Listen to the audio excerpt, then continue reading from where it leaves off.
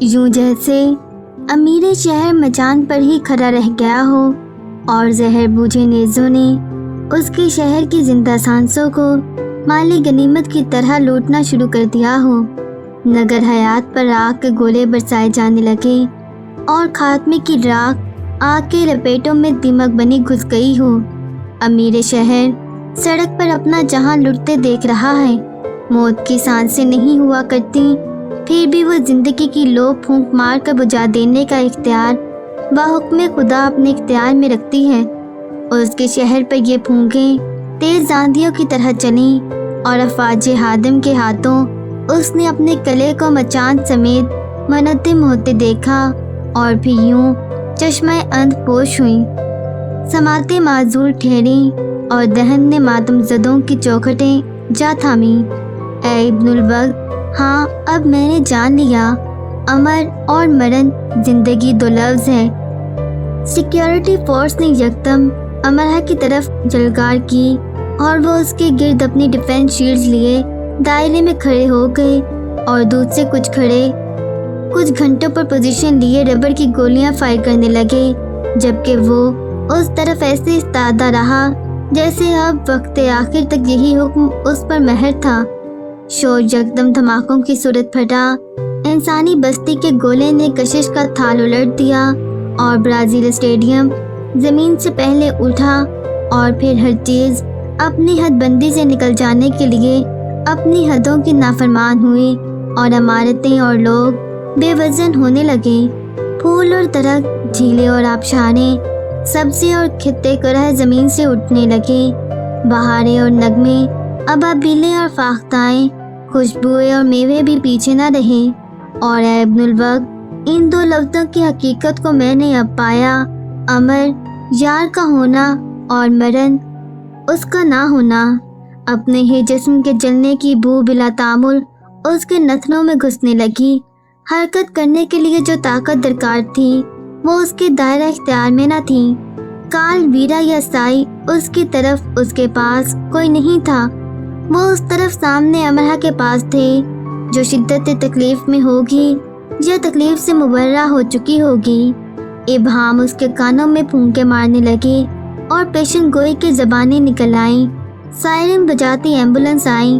Security force نے اب جیسے دبنگ دھاوا بول دیا اور سڑک سے ہجوم ایسے چھٹنے لگا جیسے وہ سب اسی ایک ثانیے کے انتظار میں تھے جو اعلان پر گزر چکا تھا۔ ہیلی کاپٹر پرواز کر رہے تھے، ایمبولنس اور رضاکار تیزی سے حرکت میں آ چکے تھے۔ سیکیورٹی فورس سڑک پر اور اطراف میں جال کی طرح پھیل گئی۔ دو اہلکار دور سے اعلان پر بھاگتے ہوئے چلائے، پھر ایک چلاتے ہوئے اس کے قریب آیا اور جھک کر اسے بازو سے پکڑ کر اٹھا کر گھسیٹنے لگا۔ ساتھ وہ تیز آواز میں کہہ رہا تھا اور پھر افراتفری میں اس نے ذرا کی ذرا رک کر جھک کر اسے دیکھا اور چونک گیا۔ تم ٹھیک ہو؟ اس نے پوچھا۔ ایمبولنس اب جا رہی تھی اور وہ اس کے قریب سے گزر گئی۔ نتنوں سے بو اس کے اندر اترنے لگی۔ امیر شہر نے اپنی ہتھیلیوں کو خالی پایا۔ جیسے ابتدائے وقت سے اٹھا، حجر وصل کی دھرتی پر قیام گاہ بناتا، ابدیت کی مشنوں سے روشن شہر اجڑ گیا۔ امرہ چلی گئی، یا جا رہی ہے یا چلی جائے گی۔ دل نے دھڑکنیں مستعار لیں، سانسوں نے زندگی کو التجائیہ صدا دی اور اس کے مجسمے میں جنبش ہوئی۔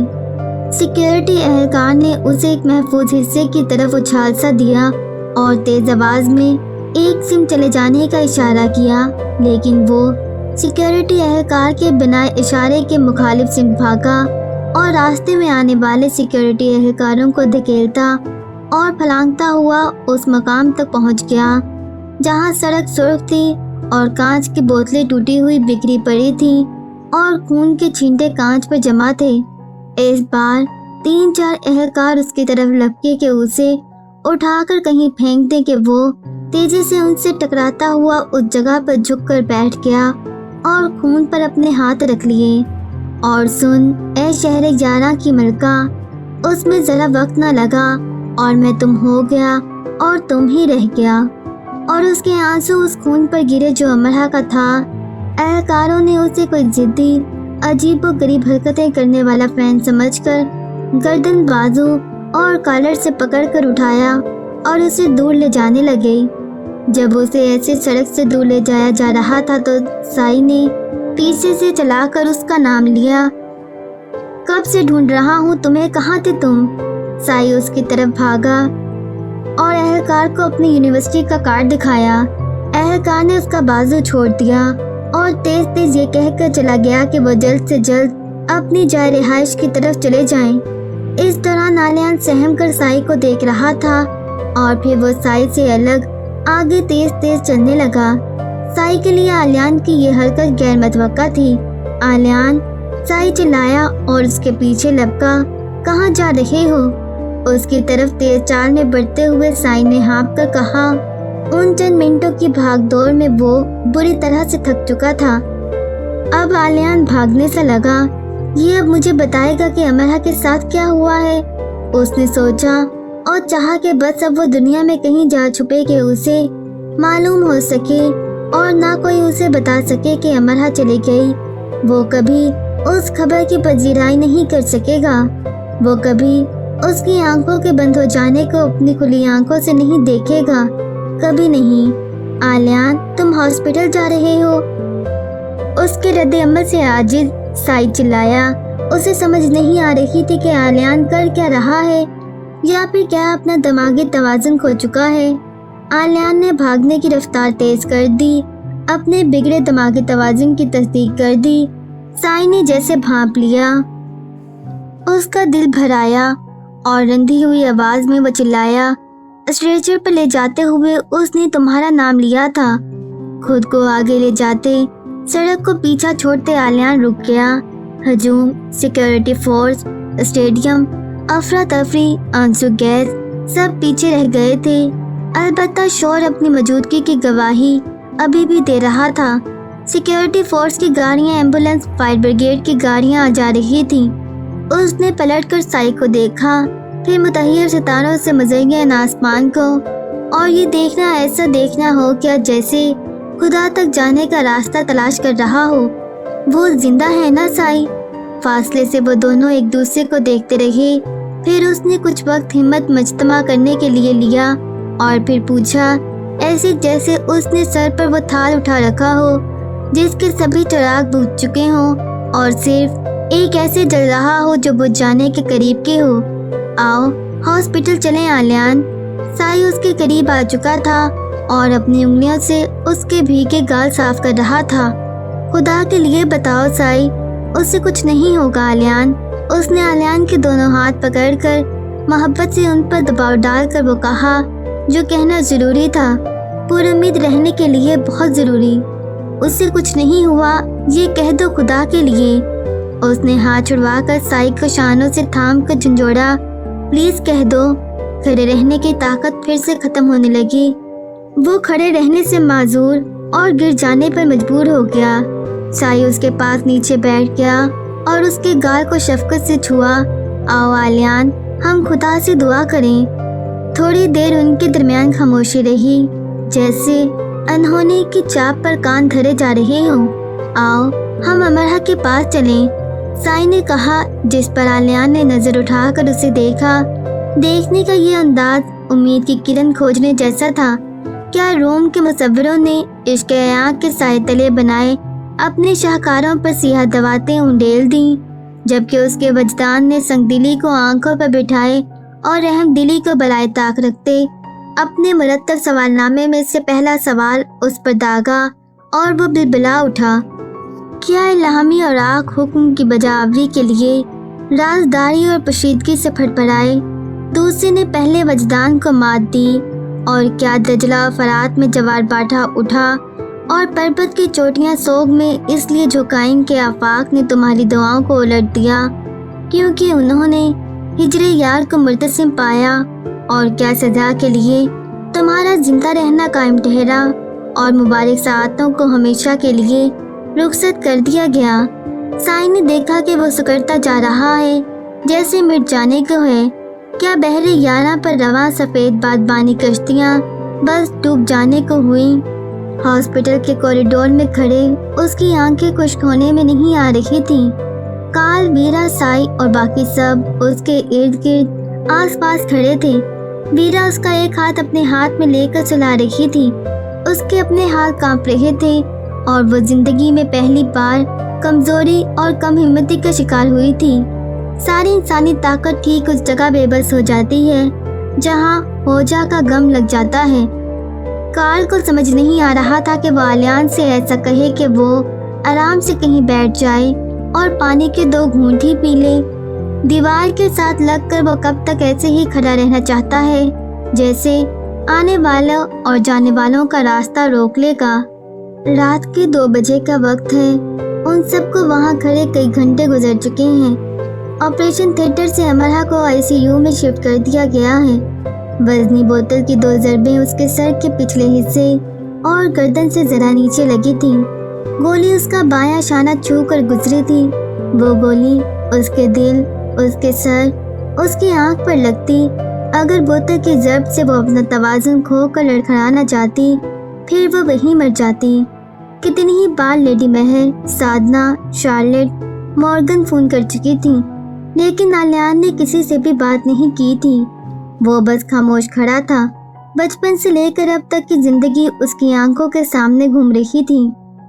وہ کھڑکی کے پاس کھڑا مارگریٹ کا انتظار کر رہا تھا۔ مارگریٹ کو سسکتے ہوئے سن رہا ہے۔ ادارے کے کسی کونے میں چھپا بیٹھا رو رہا ہے۔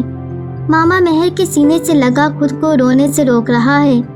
وہ جتنا کچھ بھی دیکھ رہا تھا ان میں خود کو دکھوں میں ہی گھرا دیکھ رہا تھا۔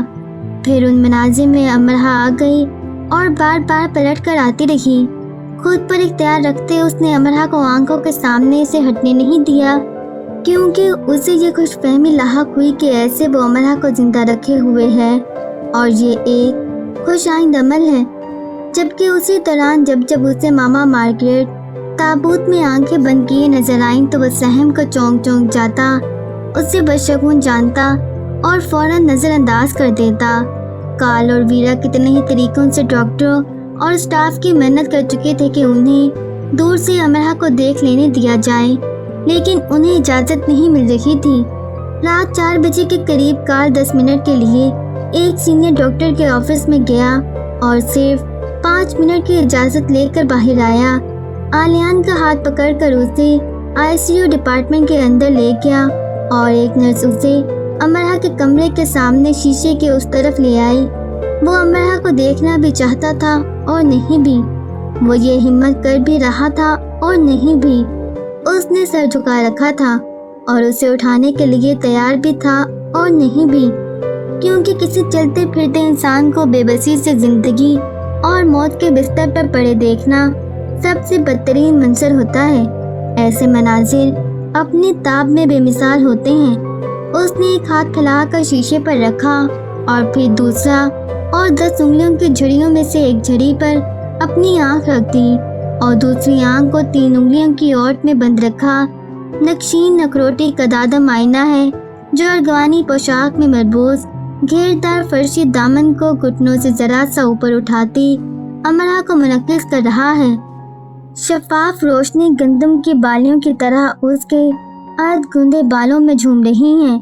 ڈریگن پیریڈ سے پہلے وہ یہ خواب دیکھتا تھا۔ زخموں میں جکڑی اور مختلف مشینوں اور ٹیوبوں سے منسلک امرا کو اس نے دیکھا اور آنکھ بند کر لی، انگلی کی جھڑی سمیٹ لی، خواب کی کھڑکی کھول دی۔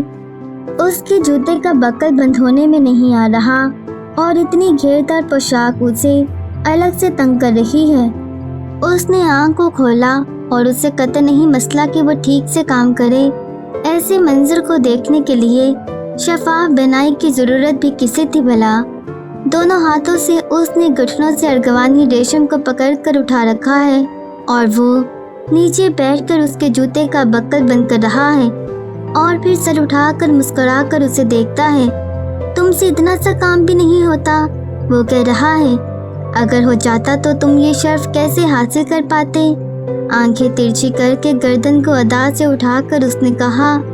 آنکھیں بند رکھے، گردن سیدھی کیے اس نے اب خاموش رہنا پسند کیا۔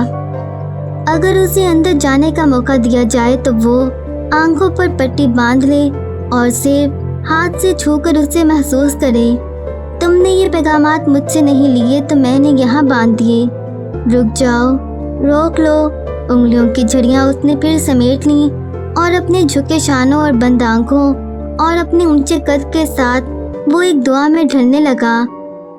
حمزہ توف کے گاؤں میں سفر پر جانے والوں کی بخیریت واپسی کے لیے چراغیں دیپ محل میں رکھ دیے گئے اور پھر گاؤں بھر کی چوکھٹیں چراغوں سے سج گئیں، اور اب وہ یقین رکھتے ہیں کہ ان کی لوئیں دھیمی ہونے سے پہلے مسافر لوٹ آئیں گے۔ شیشے کی دیوار پر پھیلی ہتھیلیوں پر اس نے اپنا سر ٹکا دیا اور اس کا وجود لو میں بدلنے لگا اور دعا کے چراغوں میں جل جانے کو ہوا۔ جانے والوں کی راہ میں ایک ایک کر کے چراغ رکھے جانے لگے اور دور کہکشاؤں کے ہجوم کو چیرتی ان کی لوئیں عرش معلیٰ پر سجدہ ریز ہونے کو باوضع ہوئیں۔ دعا میرا کلام ہے، اس پر میرا اختیار ہے، قبولیت اس کا جمال ہے جو میرا خدا ہے، جو میرا خدا ہے۔ اسے اب اس دعا سے ضروری کام کوئی اور نہیں تھا، اس کا ارتکاز بیرونی دنیا کی کوئی مداخلت نہیں توڑ سکتی تھی۔ کارل نرس کے ساتھ آیا، شاید نرس اسے شائستگی سے کہہ کر اور اس کا شانہ ہلا ہلا کر تھک چکی تھی۔ کارل نے اسے شانوں سے تھاما اور اسے باہر لے آیا، لیکن دراصل وہ وہیں مقام دعا پر ہی کھڑا رہ گیا۔ وہ کسی کو یہ نہیں سمجھا سکتا تھا کہ اپنی من پسند جگہ پر موجود ہونے کے لیے وہاں ظاہراً موجود ہونا ضروری نہیں۔ کارل نے اسے ایک جگہ بٹھا دیا اور خود بھی ساتھ بیٹھ گیا، اور کتنی ہی دیر وہ اسے دیکھتا رہا۔ شاید وہ پوچھنا چاہتا تھا، اتنی زیادہ محبت کرتے ہو تم امرہ سے، اتنی کہ مر رہے ہو اس کے لیے؟ ذرا دور بیٹھے ویرا اور سائن نے ایک دوسرے کی طرف دیکھا۔ ویرا اپنی ہتھیلیاں مسلنے لگی جو وہ نہیں کیا کرتی تھی، لیکن اب وہ سب ہوگا جو پہلے کبھی نہیں ہوا تھا۔ وہ اڑ کر آلیان سے دور چلی گئی۔ اس کے لیے مشکل تھا اسے ایسے دیکھنا کہ اتنا کچھ زندگی میں ایک دم سے مشکل ہو گیا تھا، جیسے گن گن کر سانس لینا۔ کوئی کارل سمیت ان سب سے پوچھتا اب تک کتنی گنتی ہو پائی ہے؟ سادھنا، کمرے کی کھڑکی کھول دو، نشست گاہ میں بیٹھے انہوں نے کہا۔ اتنی ٹھنڈ میں؟ ہاں کھول دو، بلکہ سب کھڑکیاں کھول دو، آپ کو ٹھنڈ لگ جائے گی۔ ٹھنڈ لگ جائے، کوئی غم نہ لگے، انہوں نے بڑی دل گرفتگی سے کہا۔ دونوں کئی گھنٹوں سے خاموش نشست گاہ میں بیٹھی تھی۔ سادھنا نے اپنی عبادت کی تھی اور لیڈی مہر نے اپنی، اور دونوں نے ایک ہی انسان کے لیے کتنی ہی دیر دعائیں کی تھیں۔ فون ان کے پاس ہی رکھے تھے، اور جب کبھی کوئی فون بجتا تھا تو دونوں ہی اسے اٹھانے کے لیے تیار نہیں ہوتی تھیں۔ لیڈی مہر اپنی آنکھیں پونچھ رہی تھی، آنکھیں بار بار صاف کرنے پر بھی انہیں سمجھ نہیں آ رہی تھی کہ ان کی آنکھیں خود بخود کیوں نم ہو رہی ہیں اور ان کے ہاتھ پیر کیوں کانپ رہے ہیں۔ انہوں نے امرہ کو فون کیا، لیکن اس کا فون بند جا رہا تھا۔ انہوں نے خود ہی سوچ لیا کہ میچ دیکھ رہی ہوگی، موبائل کی چارجنگ ختم ہو چکی ہوگی۔ چند گھنٹے انہوں نے مشکل سے گزارے، فون پھر بھی بند ہی ملا۔ اٹھ کر نفل پڑھے، دعا مانگی، لیکن دل پر گہری ہوئی افسردگی کم نہیں ہوئی۔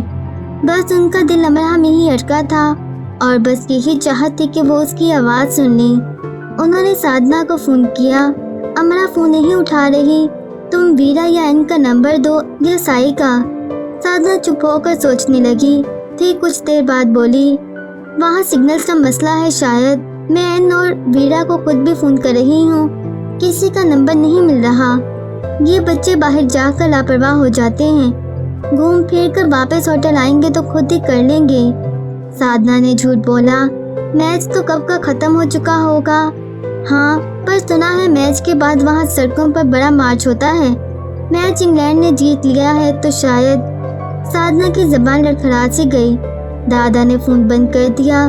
ٹی وی پر چلنے والے برازیل اسٹیڈیم میں ہونے والے تصادم کی چھوٹی سی خبر انہوں نے دیکھی نہیں تھی، اور ان کے علاوہ گھر میں کسی کو بھی معلوم نہیں تھا کہ امرہ اس وقت برازیل میں ہے۔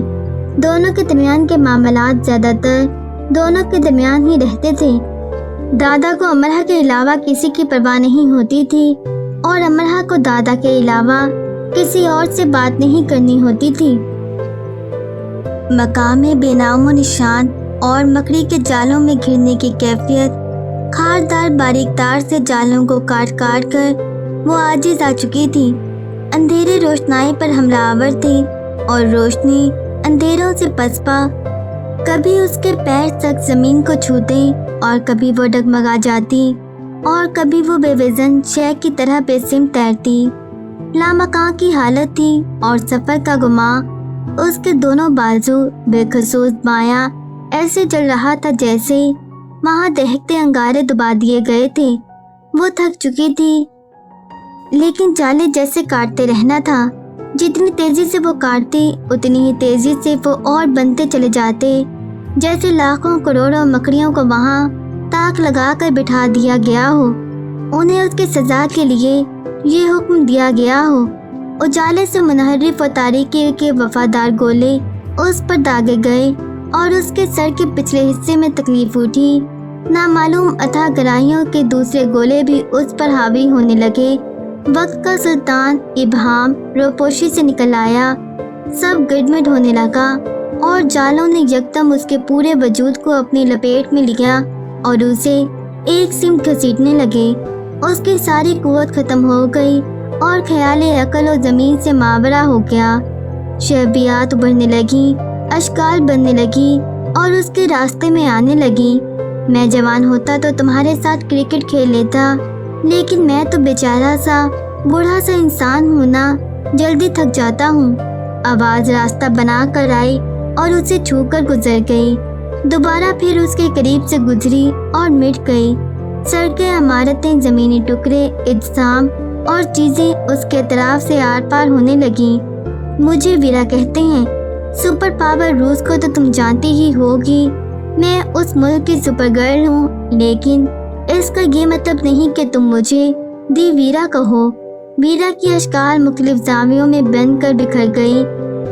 وہ سائیکل سے گر گئی ہے، تمہیں ہر حال میں ریس جیتنی ہے۔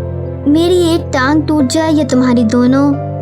زاویوں میں بٹی اشکال نے اسے بھگا لیے جاتے جال پر ہاتھ مارے، پر ہاتھ مولک ہی رہ گئے۔ سمت نامعلوم کی طرف سفر جاری رہا۔ ویرا کہیں پیچھے رہ گئی، نئی اشکال بننے مٹنے لگیں۔ اس نے سائی کو دیکھا اور کار کے پاس سے گزری اور اسے ٹھنڈے برف سے پانی میں ڈوبنے کا جان لیوا احساس ہوا اور اس کا خون جم گیا اور خاردار جال اس کے یک کوش میں گھسنے لگا۔ ٹھنڈ کا احساس ہر طرف پھیل گیا، تکلیف حد سے سوا ہو گئی۔ تیز روشنی اور گھپ تاریکی ہاتھ میں لاتے اور چھڑاتے رہے۔ وہ یونی میں کھڑی ایڑی کے بل گھوم رہی ہے، اس کے کانوں میں شور بڑھ گیا جیسے دھرتی پر موجود سارے حشرات کرلا رہے ہوں۔ اس کا سفر اور تیز ہو گیا، دھڑا دھڑ کئی اور گولے اس کی طرف اچھالے گئے۔ مکڑیوں نے اور پھرتیاں دکھائیں اور اسی دوران فرش سے اٹھتی عرش کی بلندیوں کو چھوتی ایک آواز اس کی حساسیت سے ٹکرائی اور خدا کی پناہ میں اسے جا سمیٹنے کو ہوئی۔ وہ اندھا دھند بھاگ رہی ہے، ٹکرا رہی ہے، گر گئی ہے۔ خواب در خیال در خواب ہو گیا۔ آواز نے اس بار بلندیوں اور بلندیاں جمائیں اور عرش میں جا بسنے کو ہوئی اور خط تقدیر سے کن تحریر ان مٹ سے گزرتی صدائے اے خدا بلند سے بلند کرتی چلی گئی۔ بدنما دھاریوں سے آراستہ اور دلکشی سے انجان راہ بے سمت پر ایک شبیہہ ابھری اور اسے چھو کر گزر گئی۔ وہ پھر ابھری اور مٹ گئی اور ایسا لاتعداد بار ہوا۔ یہ کون ہے؟ خواب در خیال کی پہلی پہلی وہ بوجھ نہ سکی۔ شکل پھر بنی، آواز پھر گونجی اور بدنما رنگوں کی دھاریوں میں شفاف روشنی بصورت رضائے الہی آشیانہ فلک پر مسل آفتاب طلوع ہونے کو ہوئی اور آخر کار وقت کی ملکہ رمز حقیقی نے آنکھیں کھول دیں۔ امرہا شور بڑھ گیا، آواز دب گئی، لیکن خواب در خیال کی پہلی اس نے بوجھ لی۔ آلیان بے بسی سے وہ کراہنے لگی اور شدت سے دونوں ہاتھ چلا کر جالوں کا چھتا چاک کر ڈالا۔ بدنما دھاریاں دائرے میں سمٹنے لگیں اور دائرہ باب الحیات کی صورت اختیار کرتا چلا گیا۔ تاریکی نے نقاب الٹ دیا، چشم سیاہ نے چشم یار کو جا لیا، جفت کا فرق مٹتا چلا گیا۔ اے ابن الوقت، ہاں میں نے بوجھ لیا۔ عرش معلیٰ پر کس دعا نے جا سجدہ کیا؟ आंख खोलकर वो खुले ही रखने की मुतहम्मिल न हो सकी। बहुत देर बाद जब उसकी दोबारा आंख खुली तो वहाँ सामने कोई नहीं था। एक नर्स और 2 डॉक्टर्स उसका चेकअप कर रहे थे, उसकी रिपोर्ट्स पढ़ रहे थे, डिस्कस कर रहे थे। उसका बीपी चेक करते नर्स ने उसे मुस्कुरा कर देखा और उसका गाल झटका। वक्त तुम्हें जिंदा रखे, मुझसे कहा गया था कि मैं तुमसे ये कह दूं। वो माहौल को पहचानने की कोशिश कर रही थी, लेकिन सिर्फ इस जुमले को ही पहचान सकी और उसे सिर्फ ये याद रह गया कि किसने उसे ये कहने के लिए कहा होगा। वो फिर से गहरी नींद में चली गई और अगली बार जब पलकों के गिलाफ पुतलियों से उठाए तो बेड के सामने शीशे की दीवार के पार उसे कोई खड़ा नजर आया। ये कौन है जो ऐसे खड़ा है जैसे उसका कोई प्यारा मर चुका है। उसे पहचानने में थोड़ा वक्त लगा, क्योंकि वो आलियान तो था लेकिन आलियान जैसा नहीं था। तो ये आलियान है और उसका कौन अजीज मर चुका है। क्या मैं? अगर वो अजीज मैं हूँ तो मैं मर चुकी हूँ या दरअसल अभी जिंदा हुई हूँ। उसने बहुत कोशिश की कि वो जागी रहे, लेकिन उसका दिमाग फिर से सोने लगा। अपने दोनों हाथ उसने शीशे पर रखे हुए थे, जैसे उसे छू रहा था। हॉस्पिटल का स्टाफ अब उससे आजिज आ चुका था। वो उसे आईसीयू के उस कमरे की ग्लास वॉल के सामने खड़े रखने के लिए मजबूर हो चुके थे। वो लड़का थक रहा था, ना हट रहा था और उसके दोस्तों ने भी उन पर गैर मामूली दबाव डाल रखा था कि उनमें से एक लड़के कार्ल का कहना था कि आखिर वो होश में क्यों नहीं आ रही, उठकर बैठ क्यों नहीं रही, बातें शातें क्यों नहीं कर रही।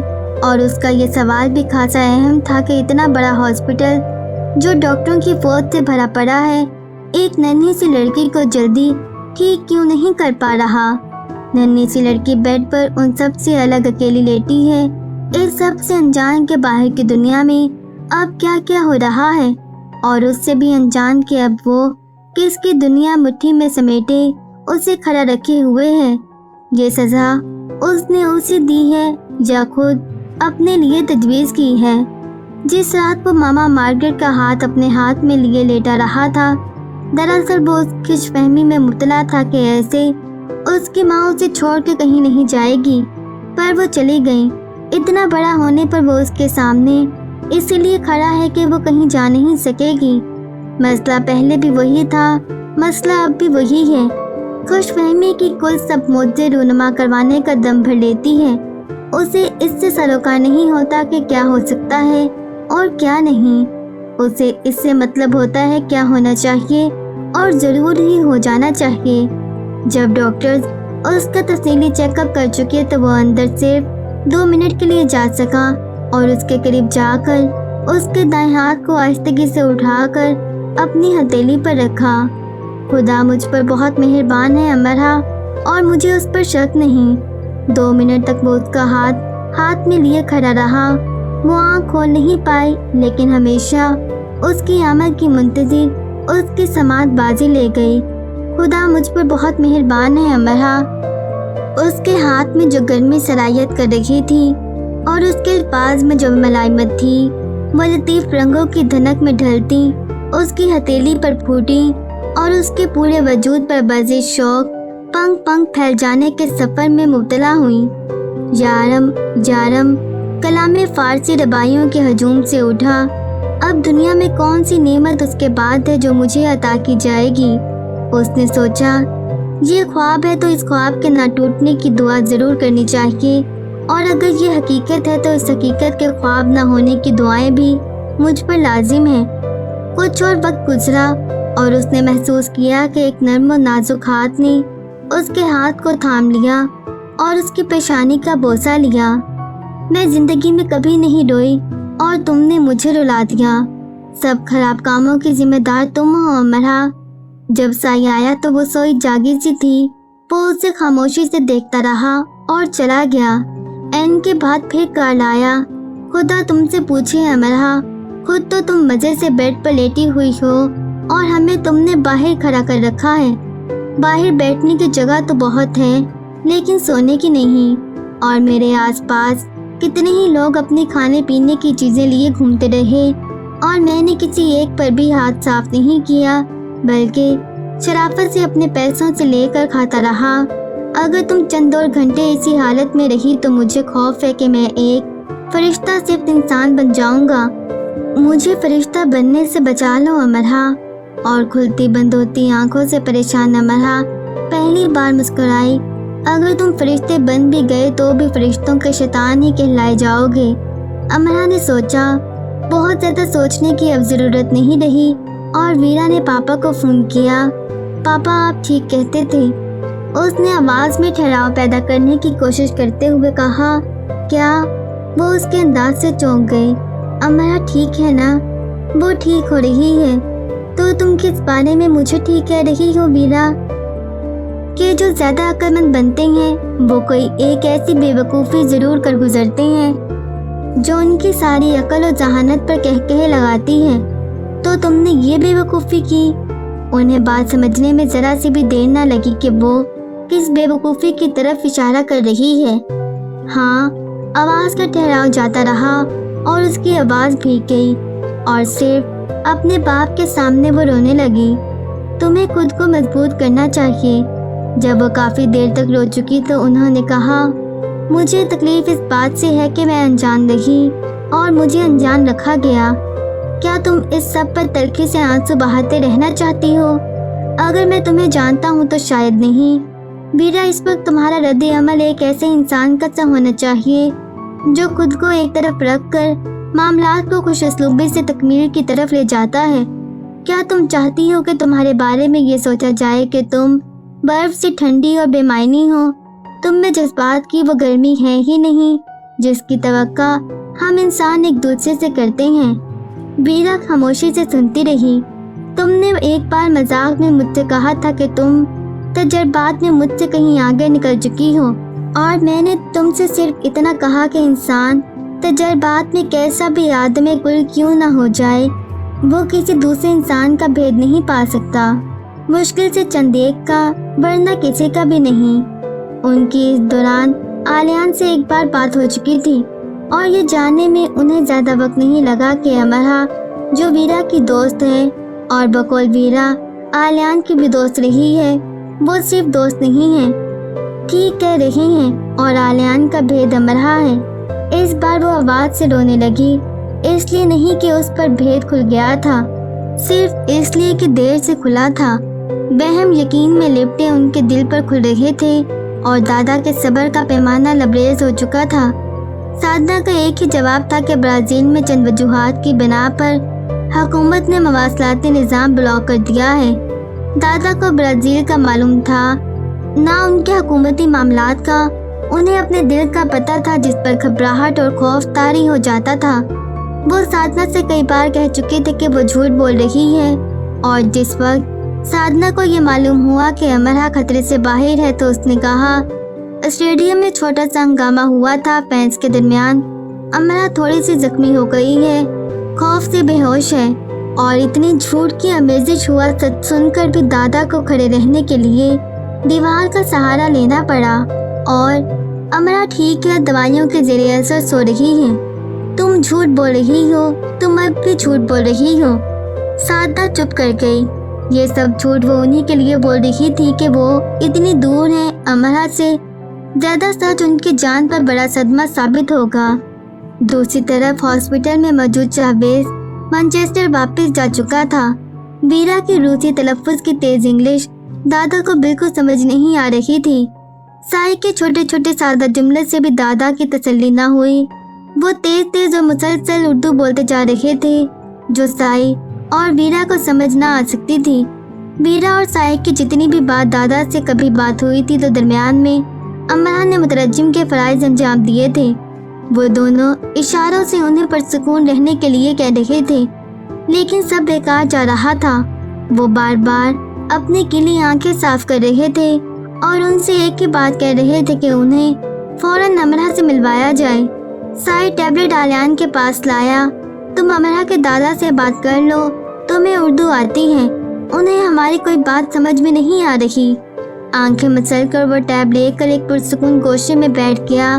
गले को खनकार कर आवाज़ को कुछ साफ किया اور پھر دادا کو سلام کیا اور کہا امرا ٹھیک ہے، دوائیوں کے زیر اثر سو رہی ہے، جلدی جاگ جائے گی، ہسپتال کے رول سخت ہیں، ہم ابھی اس کے پاس نہیں جا سکتے۔ سائی اسے یہی سب کہہ گیا تھا کہنے کے لیے اور اس نے یہی کہہ دیا۔ دادا خاموش سے ہو گئے اور انہیں یہ معلوم کرنے میں وقت نہ لگا کہ امرا دراصل کتنی زخمی ہے۔ جو شخص اپنے انداز کو عام بنا کر یہ جھوٹ بول رہا ہے کہ وہ دوائیوں کے زیر اثر سو رہی ہے، وہ کسی خاص غم پر سوگ مناتا کئی وقتوں کا جاگا لگ رہا ہے۔ ایک ہی دکھ کو جھیلتے دو لوگ آمنے سامنے آ گئے۔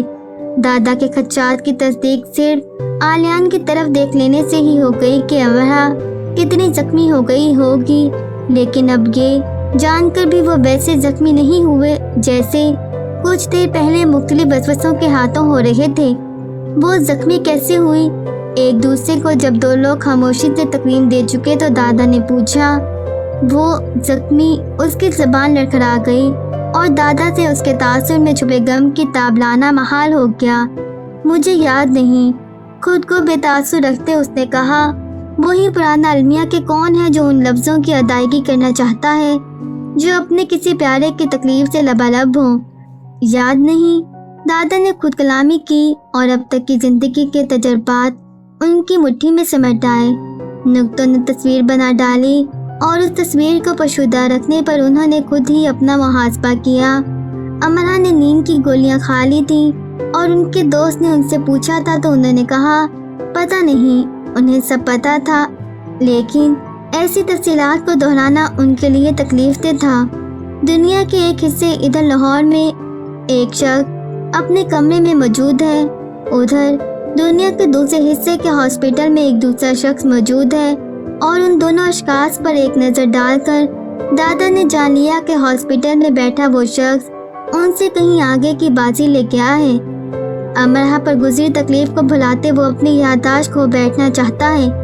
ٹھیک ہے، اسی وقت سب سوال، ساری تشویش، سب کا سب کچھ غیر ضروری ہو گیا۔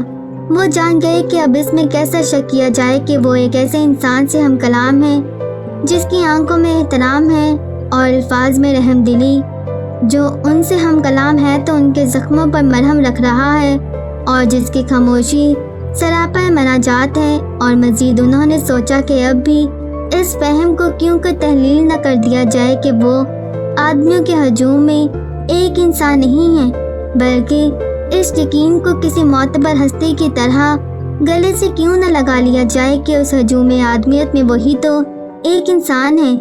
تم مالیان ہو، جان تو وہ چکے تھے، بس یہ سوال اسے احترام دینے کے لیے پوچھا۔ آلیان نے سر ہلایا۔ امرا ٹھیک ہے آلیان؟ اس بار انہوں نے یہ پوچھا۔ جی، اور وہ ٹھیک ہی رہے گی، اس نے اجلت پسندی سے کہا، اور یہ انداز آسمانی فرشتوں کو سنانے جیسا ہو گیا کہ دیکھو، اگر کوئی اور ارادہ باندھ رہے ہو تو سن لو، میں نے دعا کی ہے، میں نے تکرار نہیں کی، لیکن ہاں، میں نے خدا کی ہاں کی علامتیں دیکھی ہیں۔ وہ انکار نہیں کرتا اور صبر کی تلقین کرتا ہے، اور میں نے صبر کا یہ پیغام ہاں کے ساتھ اترتے پایا ہے۔ اس کے اس آخری رد عمل سے دادا کے اندر راحت کے قرب کی شفافیت بھر گئی، اور اس پیمانے کا جو ہر انسان کی طرح ان کے ہاتھ میں بھی تھا کو انہوں نے ایک طرف رکھ دیا۔ یہ ایک انسان کی دوسرے انسان پر وارد ہونے کی واردات تھی، اسے کسی پیمانے سے جانچنا اس عمل کی تذلیل ہوتی۔ دادا نے زندگی میں پہلی بار اس جذبے کو قریب سے محسوس کیا کہ کیسا پیارا لگتا ہے کہ جو ہمیں پیارا ہو وہ کسی اور کو بھی اتنا ہی پیارا ہو۔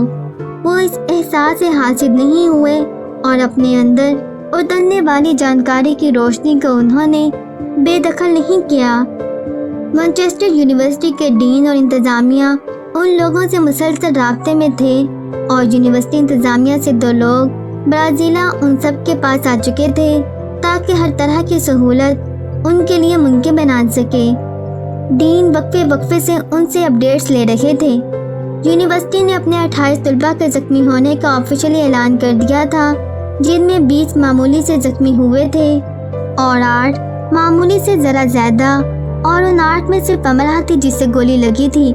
امرا کے علاوہ باقی کے 5 بھی ہاسپٹل میں ہی ایڈمٹ تھے۔ اور باقی کے باعث مانچسٹر واپس جا چکے تھے۔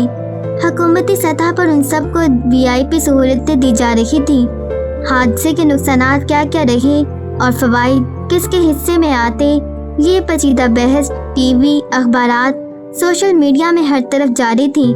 حادثے کے 6 گھنٹے کے اندر اندر تفصیلات سامنے آ گئی تھیں۔ 7 فائر اسٹیڈیم کے باہر سڑک پر کیے گئے۔ اسٹیڈیم کے اندر اور باہر جو کچھ ہوا وہ سب پلان تھا۔ نشانہ غیر ملکیوں کو بنایا گیا کہ برسر اقتدار سیاسی پارٹی کے خلاف طوفان کھڑا کیا جا سکے اور بالخصوص ڈیفنس منسٹر کو استعفے کے قریب کیا جا سکے۔ حکومتی نمائندے بار بار ان ہسپتالوں کے چکر لگا رہے تھے۔ اسی دوران ویرا اور کارل نے ایک پریس کانفرنس میں حصہ لیا اور پریس کانفرنس میں کارل نے صحافیوں کو ایسے اپڈیٹ کیا کہ ایک صحافی نے دوسرے کے کان میں پوچھا، یہ کسی بڑی سیاسی شخصیت کا ڈیئر سن تو نہیں، کسی اور کو بولنے ہی نہیں دے رہا؟ اس کے بولتے کسی اور کے بولنے کی ضرورت رہ گئی ہے کیا؟ دوسرا ہنسا۔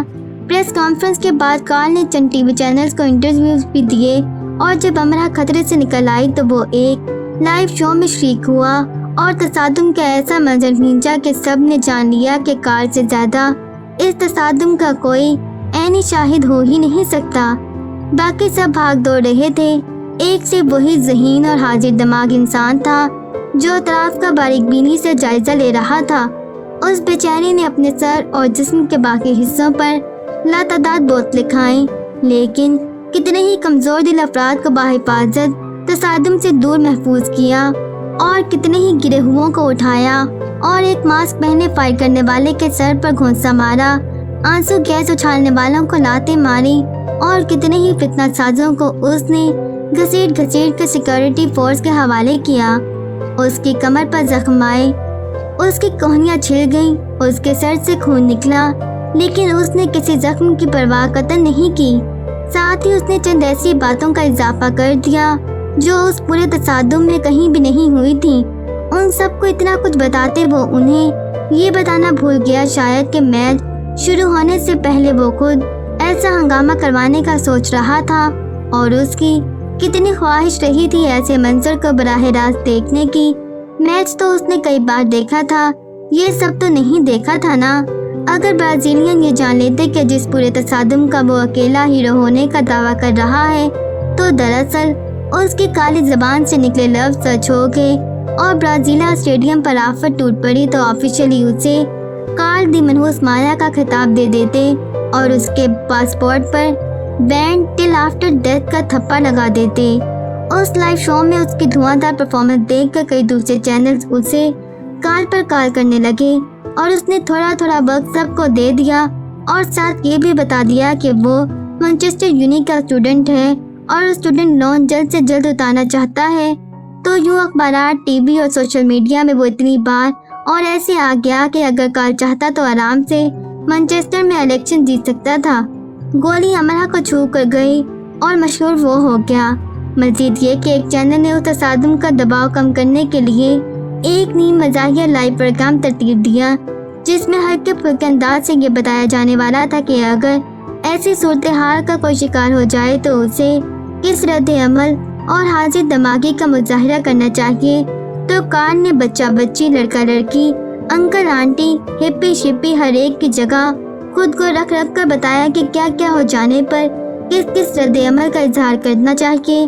تو پہلے وہ ایک نک چڑی فیشن کی دلدادہ لڑکی بنا اور اس کے سر پر بوتل ماری گئی اور نک چڑی نکلیلی لڑکی جس طرح منہ بناتی پلٹی اور مارنے والے کی طرف ناخن تیز کرتی لپکی۔ اس نے شو میں بیٹھے ناظرین کو ہنسا ہنسا کر مرنے کے قریب کر دیا۔ فلور پر کھڑا کارل رکا اور انگلی اٹھا کر ناک کا اشارہ کیمرے میں دیکھ کر کرنے لگا اور بولا، ایسے تو وہ آپ کے سر پر 2-3 بوتلیں اور مار دے گا تو یہ رد عمل ٹھیک نہیں۔ شکر ادا کریں کہ آپ کو صرف ایک بوتل پڑی ہے۔